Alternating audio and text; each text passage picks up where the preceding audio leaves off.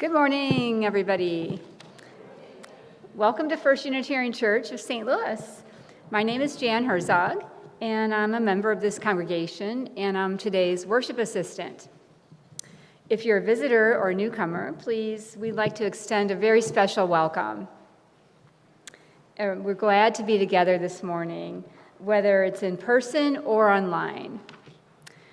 If you're new to our congregation, please fill out a community card, which is found in your pew, or if you're online, check the online link in the live stream description. After service, please join us downstairs for Fellowship Hall for coffee and donuts. We welcome families with children. You're invited to connect with RE Committee, Reverend Sabrina Trupia, our Minister of Congregational Life, after the service for more information about our RE program. If you're attending online, you can connect with each other in the chat. And don't forget the link for virtual coffee hour can be found in your weekly e-news. We have a few announcements this morning. Summer RE will happen one more time, August 9th, which is next Sunday. On other Sundays in the summer, including today, children stay with their parents in the sanctuary. And the second announcement, join Reverend Kim and Reverend Sabrina for the August 21st Food Truck Friday in Tower Grove Park. Look for Kim and Sabrina on the east side of the bathrooms. They're going to have a bunch of balloons in rainbow colors. And you should bring a blanket or lawn chair and money for the food trucks. Here's a note I summarized from Lisa Ross and Kathy Rauch, our Freedom School UU liaisons. They said in the e-news, and I will relate this here, last Friday we said farewell to the Freedom School. The scholars had a great 6 weeks, and the SLIs, student leader interns, the teachers, really appreciated our involvement and generosity. Many of you, all of us, participated by helping with the snacks, meals, read aloud, and afternoon activities. A huge thank you from us and the Freedom School. Now please center yourself in preparation for worship.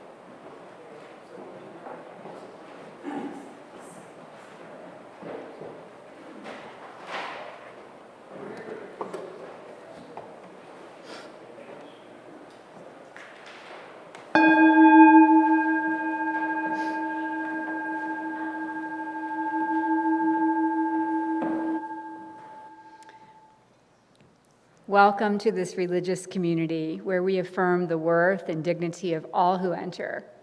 We gather in community, understanding we are all sacred beings, diverse in culture, experience, identity, and theology. Our values invite us to a shared journey of truth and meaning-making. Together, we foster a spirit of gratitude and generosity, so all may feel welcome and all can thrive. We are glad to be together this morning. Please enjoy our prelude, Come Thou Font of Every Blessing, by John Wyeth and performed by Linda Batterson.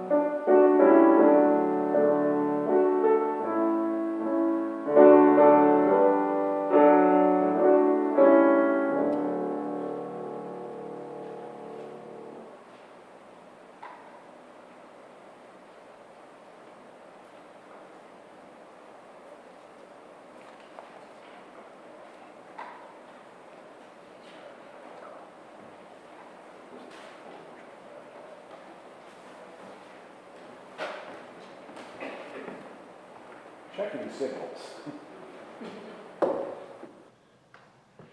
Good morning, I'm Dwight Homer, a member of the church and a member of the worship committee.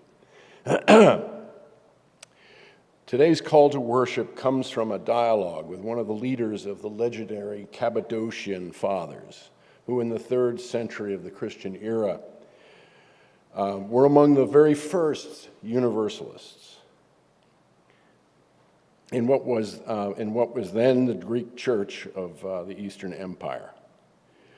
What is a merciful heart, asks Isaac the Syrian, to which Saint Gregory of Nyssa replied, "It is a heart that burns with love for the whole of creation, for humans, for birds, for the beasts, for the demons, for all creatures."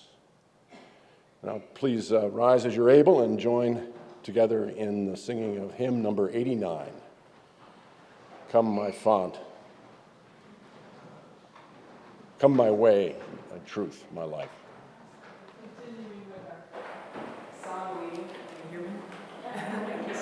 This morning, and I just had a couple of thoughts about the hymn this morning, Come My Way, My Truth, My Life.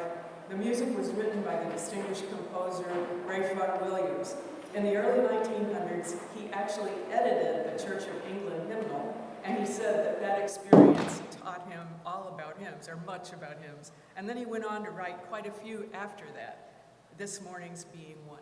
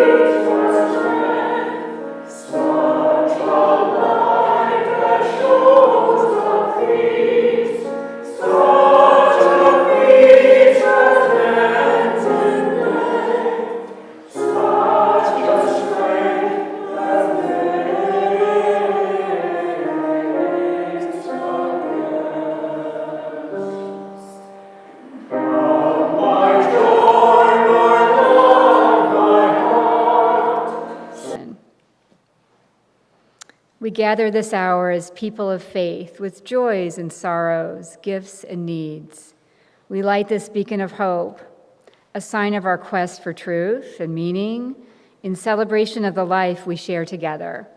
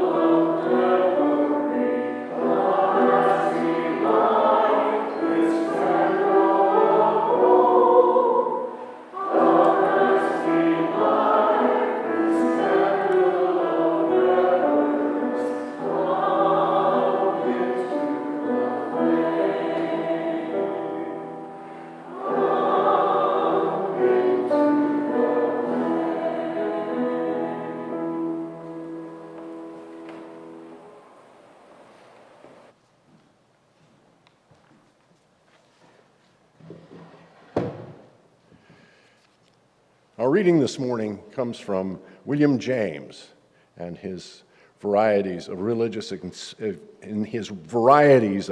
experience. Therein, he differentiates what he calls the healthy-minded religion of the once born from that of darker-minded Orthodox Christians, what he describes as the fallen spiritual wilderness of Orthodox Christianity, where in order to live, one needs to be born again, and where, in his words, natural good is not simply insufficient in amount and transient. Indeed, it remains a mindset wherein a falsity lurks in its very being, canceled as it all is by death, if not by earlier enemies. What's called natural good offers no final balance and can never be the thing intended for our lasting worship. It keeps us from our real good, rather, and renunciation and despair of it are what amounts to our first step in the direction of the truth. For us, as fallen human beings, there are two lives, the natural and the spiritual, and we must lose the one before we can fully partake of the other.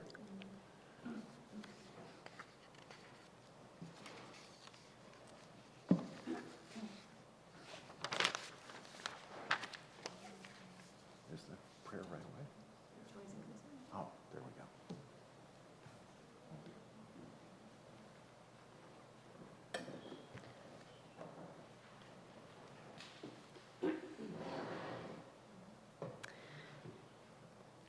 Sharing our challenges as well as our jubilation creates community because it allows us to show up for one another. As the joys and concerns are read this morning, you're invited to come forward and place a stone in the water for those things weighing your heart, and or to blow bubbles on the way back to your seat for those things lifting you up today. As a church community, each of us is an integral part of the Care and Concerns Network.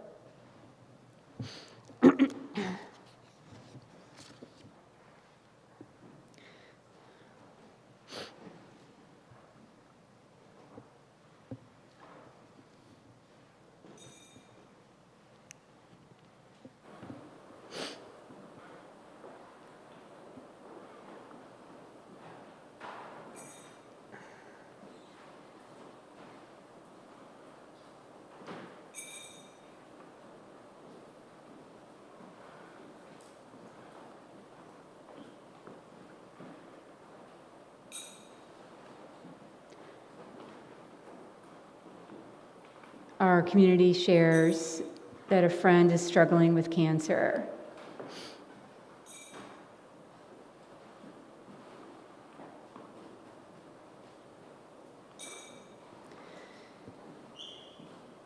May we hold our silent concerns with tenderness and compassion.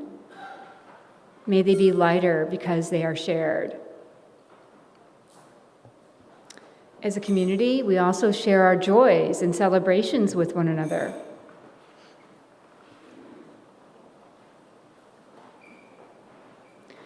A grandmother in our congregation expresses immense gratitude and joy for a granddaughter in the Navy whose ship has just safely returned home to Japan after its 4-month deployment in the Gulf of Oman.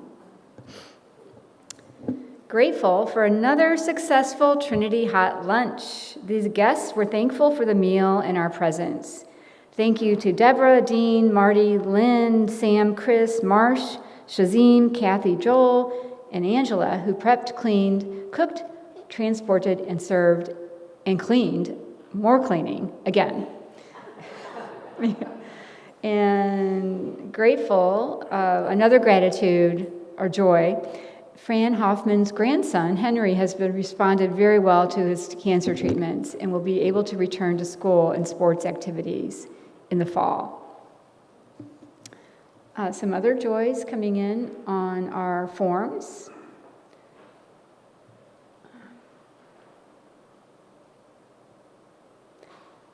Some people have some joys about medical information involving insurance and bills and things. And that's another one.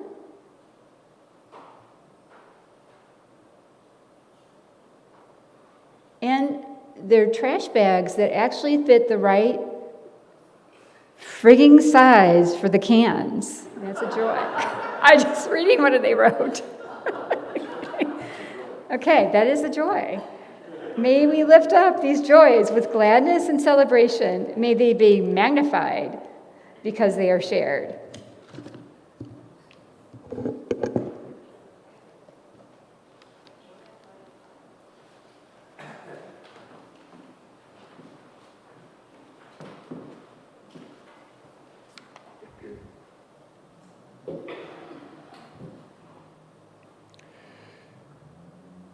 The pastoral prayer this morning is my own, and its title is Unitarian Prayer, for what it's worth. Abiding emptiness, whose vacuum along with the rest of nature we abhor, peopling your void with sound and presence, even knowingness beyond ourselves, to whose ear we turn as to the voice of silence. Allow us this morning the grace of attention, of waiting and being able to wait for another voice to bring us wisdom. Enable our gratitude for the air and the light that support us. Give us the imagination to apprehend the more that is and will become of us as we share ourselves in conversation. Enable our ears to hear and our eyes to see the welcoming the world prepares for us, in spite of us. Favor us with such bliss as we can find in knowing ourselves through others, and in the kindness we bring in eating and drinking and breaking and breathing together, the favor of the world that bears us and abides us and uses this in its continuing on into that silence where we may be remembered as we remember those who have been with us in love and are here now in silence and in meditation.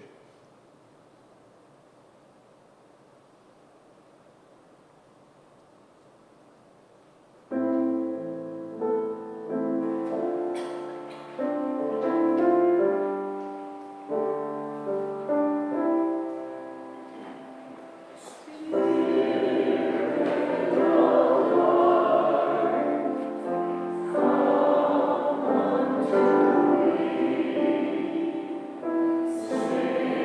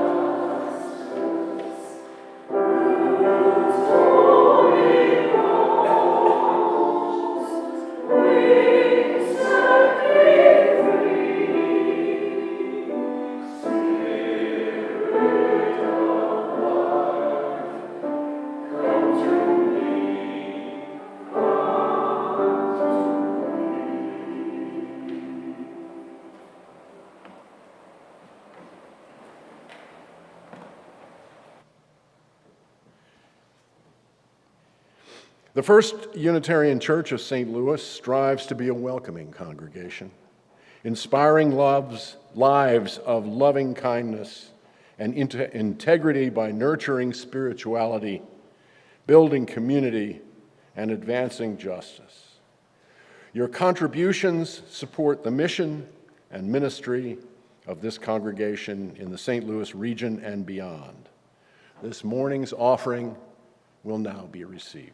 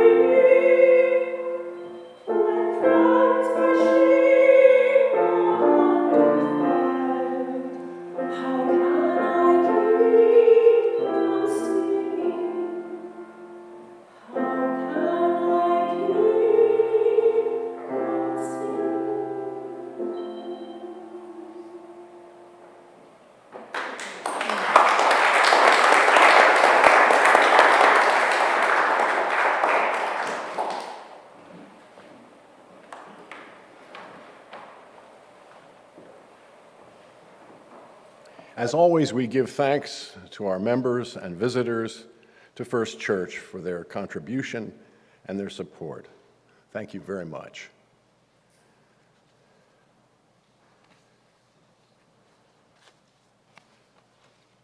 What is a merciful heart, asks Isaac the Syrian, to which St. Gregory of Nyssa replied, "It is a heart that burns with love for the whole of creation, for humans, for birds, for the beasts, for the demons, for all creatures." In the 3rd and 4th centuries Christian era, this was the divine love for which the Cappadocian fathers used the term apokatastasis, which means reconciliation. Apokatastasis was used in Greek churches of that time to describe the universal reconciliation of all things human and natural, demonic and angelic, in the everlasting love of Christ for all creation, none excepted. St. Gregory held that at the end of time, even Satan will be saved. This was the Universalism St. Gregory shared with Origen of Alexandria that was condemned as heresy in AD 553 by the same Council of Constantinople that's similarly condemned the Unitarian the Unitarianism of Arius, who held that God was one and undivided, and that Jesus was a mortal man, though divinely wise. Thus, Universalism and Unitarianism have been closely aligned with one another, if only in heretical disrepute, since the earliest Christian times. But I have to ask, given what we believe now about the theology of the Trinity, back then, who was the real heretic? Don't answer that question. Universalist ways of seeing and interpreting experience then and now express a large-mindedness that starts from a position of solidarity with all of humanity and with the natural universe as a whole. For Universalists in the 3rd and 4th centuries, God's love was undivided and all perceived creation to be numbered among the saved, with no exceptions. Universalism then and now remains the larger-minded branch, if you will, of the Christian enterprise. If one recalls William James's classification of religious minds, Universalists practice what in the varieties of religious experience he described as the healthy-minded religion of the once born. And that Universalism remains quite different in attitude from the darker-minded struggle taking place in the fallen spiritual wilderness of Orthodox Christianity, where in order to live one needs to be born again, and where in James's words, and this is from the same reading I gave a little earlier, so I'll keep it simple. It keeps us from our real good, rather, and renunciation and despair of it, of our first step in the direction of the truth. By contrast, Universalism offers a path to reconciliation writ large, a wholeness there for the taking, if we but see and embrace it. It is not to be born again to life, but to be awakened to the divinity, small d or large d, that's up to you, all around us, and to rejoice in the world created for us. It seems to me to be but a short step from this generous theism to a kind of spiritual humanism that embraces conscious living, whose duty is to become the best stewards we can of a world that's been given to us. Universalism also invites us to understand that consciousness itself is the greatest gift, one that invites us to pay attention to our surroundings and to understand just how delicate and fragile and interdependent all life is on this planet. A universalist perspective gives us ways to think both very large and very small, outwardly toward an idea of humanity's place in the cosmos, and inwardly as a way to encounter our own and our neighbors' minds. In this sense, Universalism offers paths to reconciliation as taking inventory of the contents of our lives, even as it offers us ways to contend with the omnipresence of life in this handsome and very suitable planet of ours. So how exactly does Universalism help us to embrace a more full reconciliation? At first, it was by definition microcosmic in being personal and internally ontological, worrying about being and knowing myself, beyond which it climbs to embrace the macrocosm. As it happened, quite remarkably, in the very earliest forms of Universalism among the Greek churches of the 3rd and 4th century, all creation would be reconciled in the love of Christ. That all of nature, humanity, and even the adversary, Satan himself, would eventually join in the reconciliation. Our opening words are from the dialogue of St. Gregory of Nyssa, circa 375, who wrote of the merciful heart that burns with the love of all creation. And from its earliest manifestations, Universalism provided a vocabulary for exercising compassion and forging a path of reconciliation with our neighbors and more broadly with the planet itself. For myself, Universalism suggests a useful response to having been born on a planet that seems in many ways to be perfectly suited for us, as for our lives as intelligent primates, gifted by natural selection with something like self-awareness. Indeed, I find it allows for a concept of humanist grace that doesn't need and can't really use a conception of a personal creator, cum savior, or even a divine designer. How exactly do I mean this, and how am I able to draw such conclusions from what appears to be the idea of an anthropic universe that might, in certain ways, need us in order to be known? Let me begin by asking this simple question. How many of you have to wear eyeglasses or contact lenses to drive a car, read a blackboard, or recognize faces across a large room? If you're like me, you can't see much of anything more than a few yards away without them. The world's a blur. Lines and shapes lose distinction and boundaries. I can see, but I can't at all be sure of important details of exactly what. Without my glasses, the world's an enormous continuum of uncertainty. On the other hand, when I have them on, I know where I am and who I'm with, and I can see to drive, read signs, and get on in the world. What I'm presenting you with this morning is a cognitive version of something like those lenses we put on in order to see beyond ourselves into all manner of different realms and regions of knowledge and understanding. It's a cliche to say that we live in an age of specialization.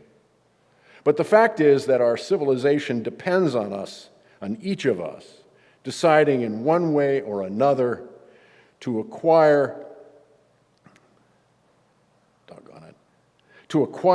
a certain expertise, knowing and acquiring certain skills. Perhaps by putting on something like Universalist glasses, we can begin to become reconciled with some of what goes on outside these specialties of ours, surrounded by all the many details we can never know so well. It's here, I believe, that the contribution of the great Jewish philosopher and theologian, Martin Buber, brings, if not a complete answer, a way to break through by way of his emphasis on the importance of dialogue. How else can anyone test his or her sense of certainty but by questioning and then accepting the honest answers of another mind in what Buber described as the action at the very center of the life of every human being? All life, he wrote, is encounter. All real living happens when we speak as persons with our fullest attention and without objectification, as an I to a thou, whose response and good opinion we really care about. But there's nothing easy about such speaking. It takes courage, and it requires the willingness to speak and then listen and accept the reply, however difficult, without question or judgment. Life takes a long time to learn. And as I grow older, I'm more acutely aware than ever of how much knowledge we subconsciously acquire and summon to get through our lives, and how we arrive at meaning and significance not in some kind of rational isolation, but through embodied living. It's part of the wonder of how contextual, fluid, and intertwined our thinking and understanding actually are, with our moods, desires, experiences, selective memories, and the moment-by-moment sensory experience of physical being. But to try to know something, especially oneself, embedded as we are in the hurly-burly of our animal lives and selves, is the great challenge of rational intelligence. Doing so regularly calls for lots of humility. One must beware, as Wittgenstein admonished, of the bewitchment of our own intelligence. Consciousness, at best, is slippery and confounding, even when we adhere to the most rigorous investigations of conscious experience itself. Disciplined, reasoned, scientific questioning can mitigate somewhat the confusion, as can a comparable program of regular meditation. These processes have, after all, enabled our civilizations to memorialize and protect certain features of collective understanding at will. And science in particular appears to give us as a community the most perfectly reliable purchase on the world that we're likely to ever have. Even so, despite all its refinements, scientific apprehension, even when it plays at the edges of the known, using the clearest lenses of mathematical order and exactitude, is conducted by human beings whose minds remained ensconced in the primitive being of our animal selves. We put on, we think, the right glasses to see clearly into nature.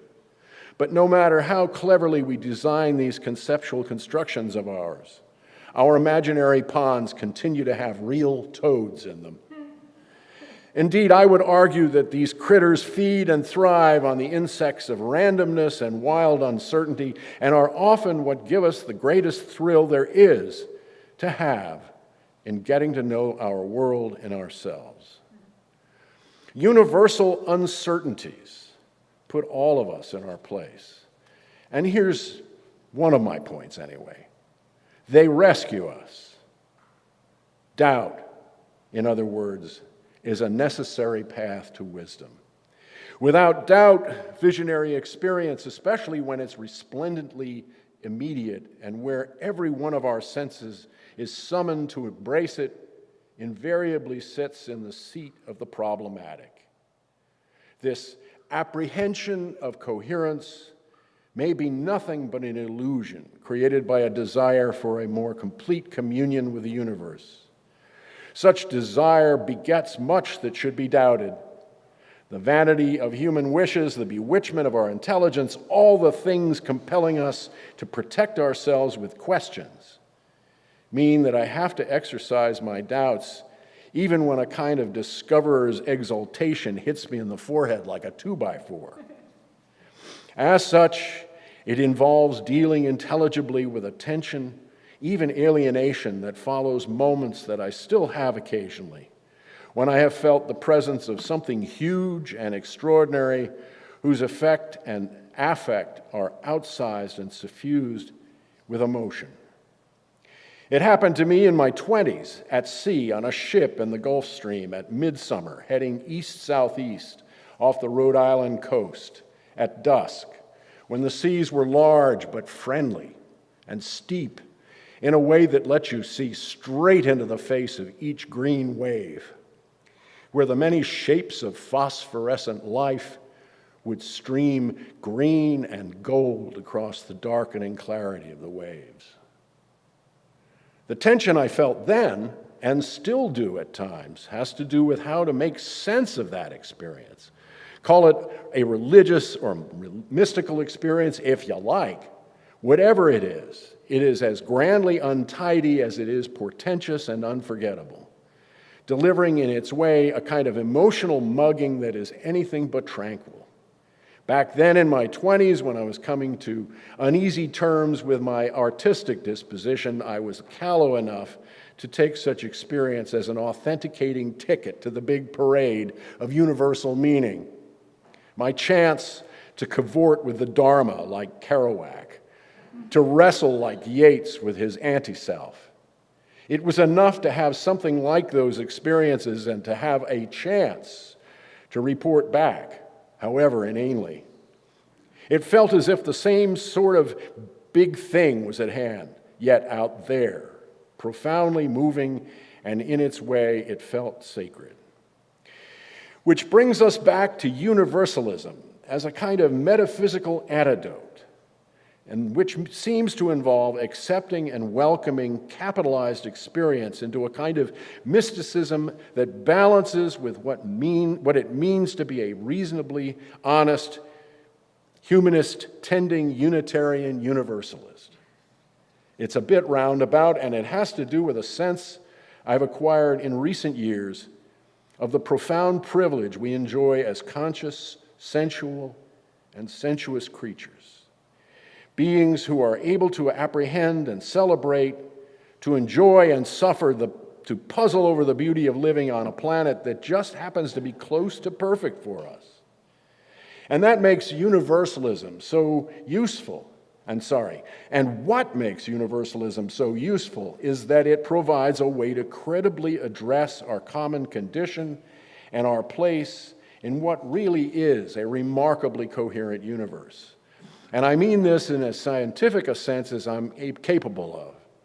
Indeed, I'd like to think that universalism gives us a way to pay attention to the grandeur and sheer scale of the cosmos, looking both as expansively outward as we do when we contemplate, for example, new images from the James Webb Space Telescope, and by contrast, as correspondingly inward-looking in considering the extraordinary chemistry of our brains and nervous systems, and what we've learned recently from the Human Genome Project, and unfolding mysteries of consciousness, and the unfolding mysteries of consciousness itself.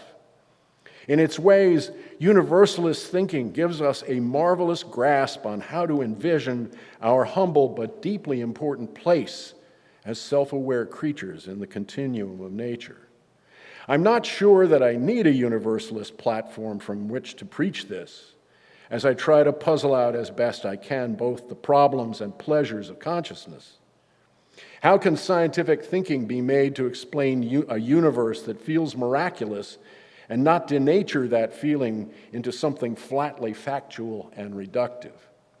We can cite and certify that our brain chemistry is central to the reciprocity between the data of our senses and how it yields the manifold nature of the marvelous and pleasurable detail of visual, olfactory, oral, and tactile experience.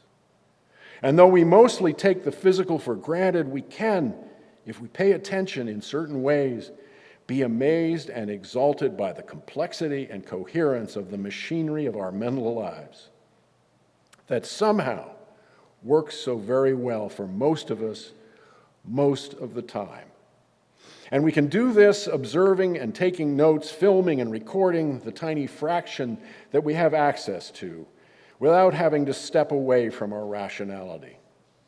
It is possible to do this and worship with Whitman the fact that we can use every gift of our being without requiring a narrow busybody of a personal deity to beguile us into believing in him or her or it. So is happiness mystical? Search me. Sometimes yes, when its sources are in connection and coherence and apprehension and wonder and partaking of that quality that George Herbert said about the nature of prayer as something understood.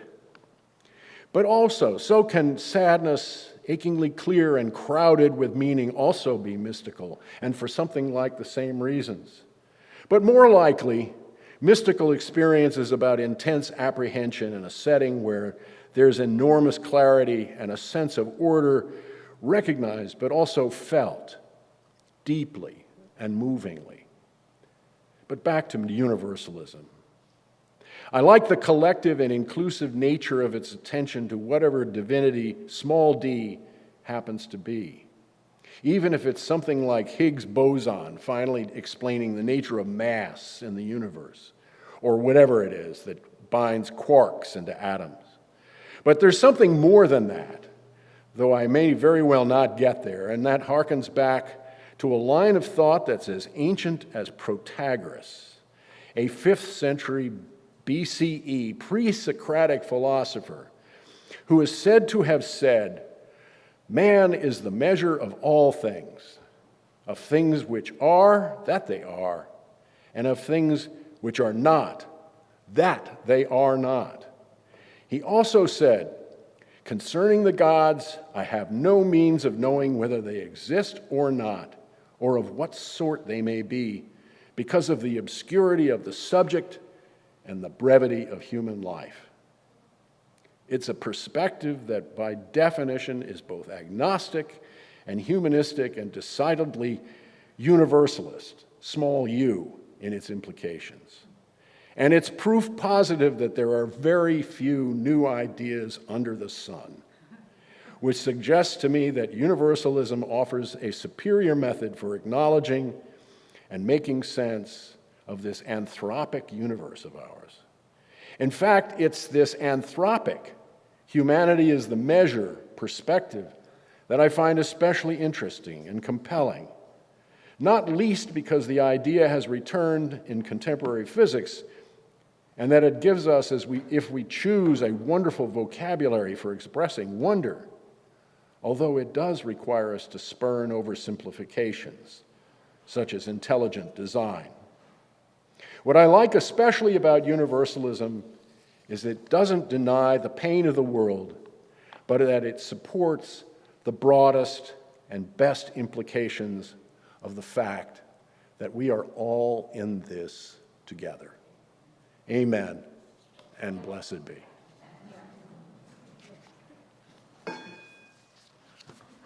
I didn't.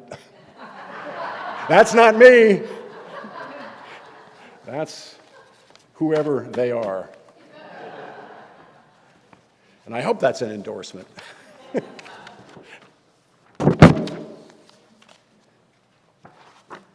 Thank you.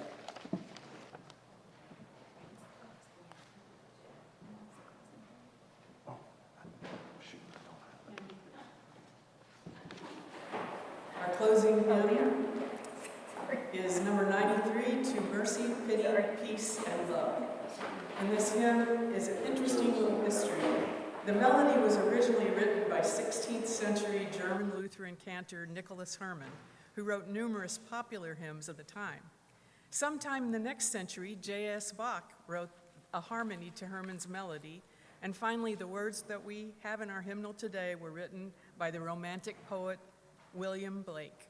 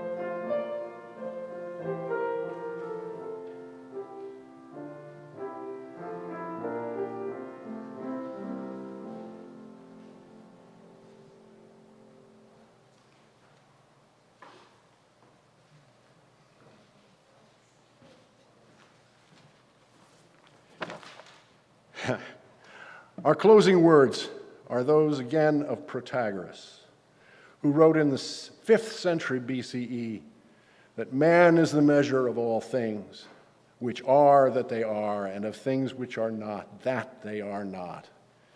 And he also said, concerning the gods, I have no means of knowing whether they exist or not, or of what sort they may be because of the obscurity of the subject and the brevity of human life. Please stay for the postlude. There we go. And then please turn and greet your neighbor and have a wonderful Sunday.